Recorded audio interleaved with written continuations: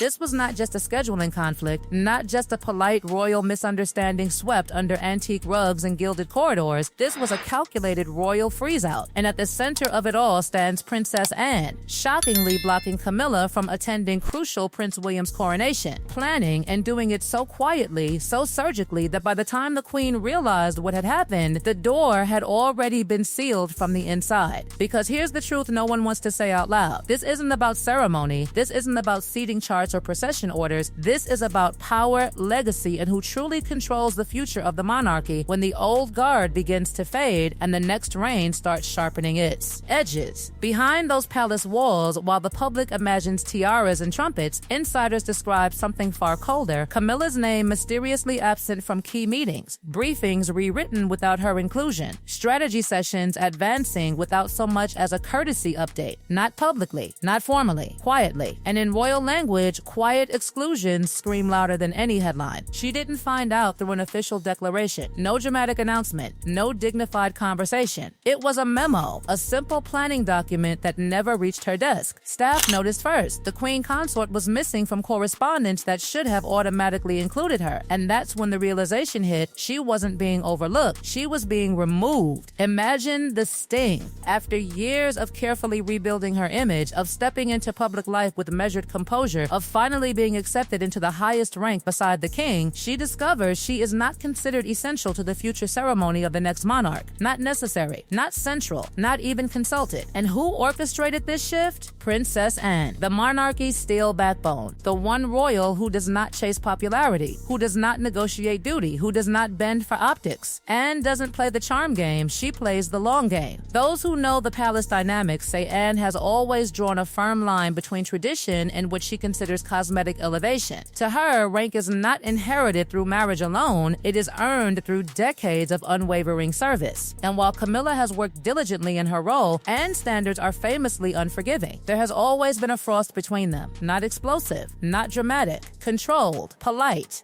icy. Joint appearances, rare. Personal warmth, non-existent. Respectful distance, absolutely. Anne's worldview is rooted in duty first, visibility second. And in her mind, the coronation of Prince William is not merely an event, it is a constitutional pivot point, a defining moment that must be shaped by those who will carry the crown forward, not those who merely accompany it. But this wasn't Anne acting alone, because behind closed doors, something else was brewing, something far more explosive. Prince William, the future king, had reportedly grown increasingly uneasy about Camilla's expanding influence within ceremonial and structural discussions. Publicly, he has always maintained composure and respect. Privately, the discomfort had been building. It started subtly. Camilla attending protocol reviews, offering input on symbolic elements, engaging in planning conversations that traditionally revolve around the heir's vision. To some, it looked collaborative. To William, it reportedly began to feel like encroachment. And so, he requested a private meeting at Clarence House, not as a stepson, not as family, as the Prince of Wales. The conversation, insiders whisper, was calm at first. William outlined his desire to define his reign independently, to shape the meaning of his coronation without inherited shadows. He asked for space in key planning meetings, particularly those involving ceremonial symbolism and messaging. Camilla reportedly responded with a composed smile and a remark that diminished the gravity of the moment, describing much of it as symbolic tradition, nothing more. That was the turning point. Because to William, symbolism is everything. It defines eras. It signals power transitions. It anchors legacy. And in that moment, something inside him reportedly hardened. This is not your crown to shape. The words, according to palace whispers, fell heavy in the room. No raised voice, no dramatic exit, just a line drawn with surgical precision. The next day, William met with Princess Anne. And Anne, fiercely protective of institutional continuity, did not hesitate.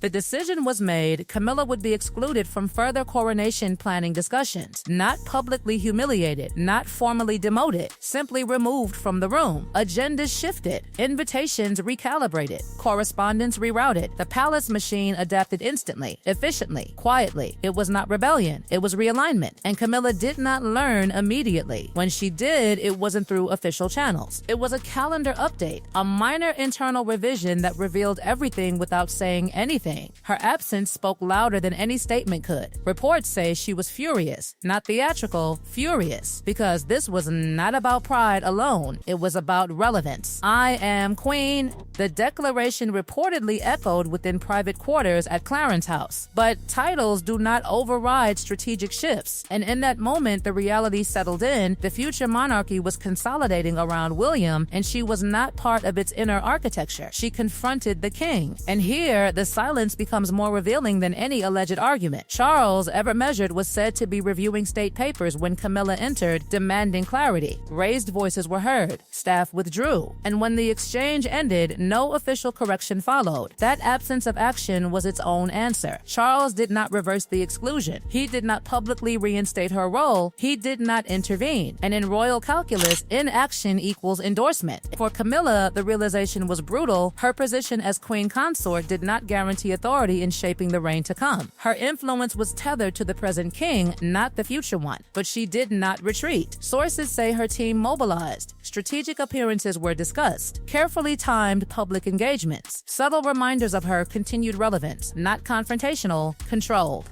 measured. Because in royal warfare, visibility is survival. Yet as she recalibrated, another figure quietly stepped forward. Catherine. Without confrontation, without demand. The Princess of Wales did not force her way into planning discussions. She was already there. Her presence reportedly felt organic, aligned, thoughtful, intentional. She offered suggestions that blended reverence for history with signals toward generational evolution, youth representation in the procession, a nuanced tribute to Queen Elizabeth that honored legacy while positioning renewal. Insiders describe her influence not as loud, but stabilizing. Where William asserts direction, Catherine refines tone. And within those early coronation rooms, her voice carried weight. Unlike Camilla, Catherine does not represent a transitional chapter. She represents continuity forward. She is not inheriting influence through proximity, she is cultivating it through alignment with the heir. And that difference is seismic. While Camilla fought to maintain visibility, Catherine became indispensable without appearing to compete. The palace narrative began adjusting in subtle ways. Press briefings centered around the Waleses. Planning details referenced their joint vision. Language shifted toward future reign rather than current monarchy. Camilla's absence from the room was no longer a temporary oversight. It was structural. The coronation of Prince William is still on the horizon. No official program has been finalized. No public controversy acknowledged. But inside those corridors, alliances have solidified. Princess Anne has planted her flag. Prince William has drawn his boundary. Catherine has stepped seamlessly into position. And Camilla, for the first time since becoming queen, is watching the architecture of the next era form without her blueprint. The monarchy has always thrived on appearances of unity, but beneath the polished exterior lies an institution constantly negotiating its own power dynamics. This is not open war. It is colder than that. It is strategic omission.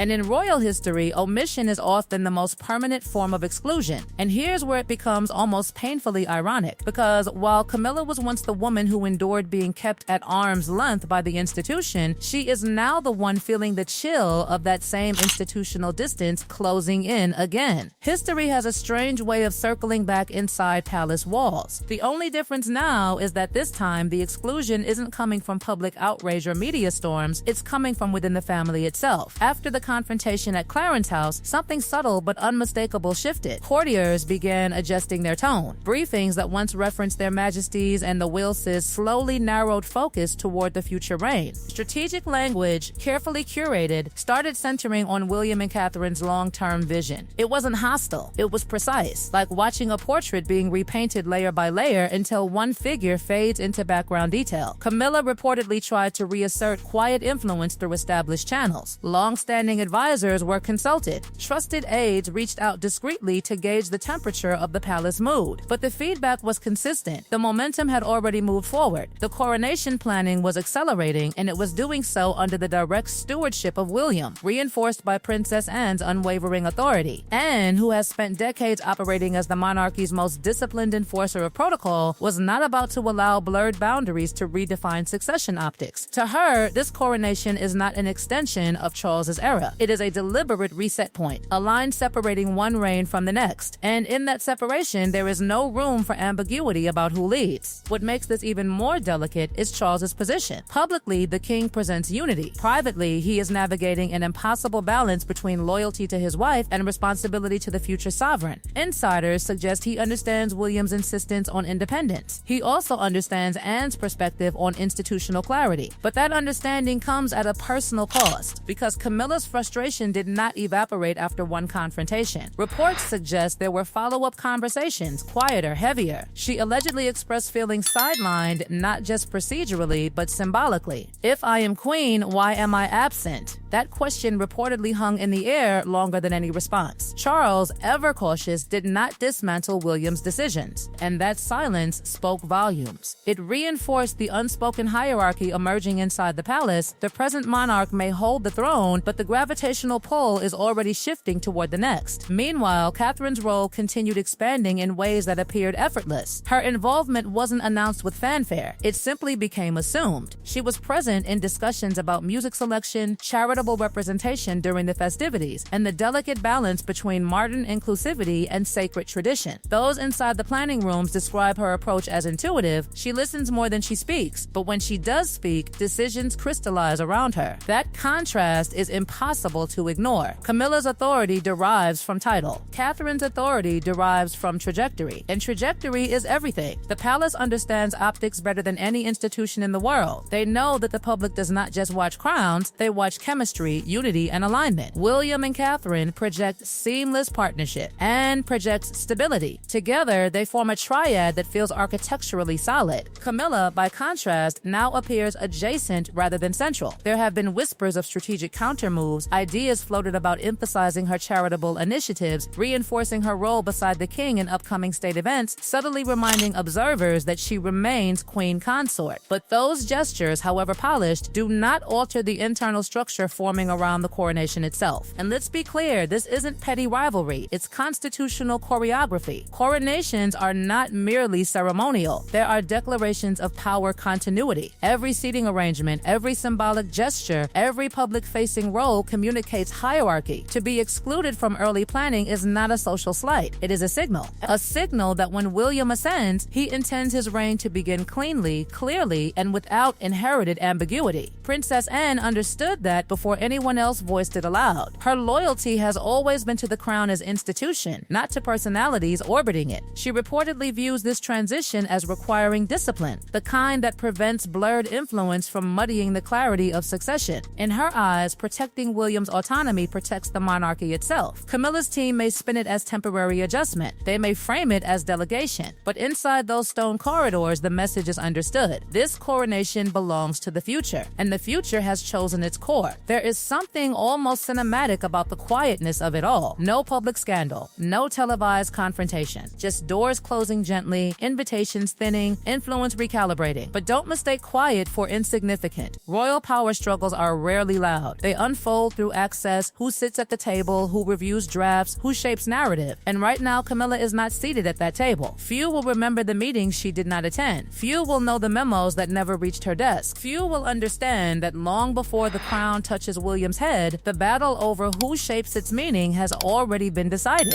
And that decision was made quietly, strategically, deliberately. Because in the monarchy, the most consequential moves are rarely announced. They are simply executed. And by the time the world notices, the future has already been secured.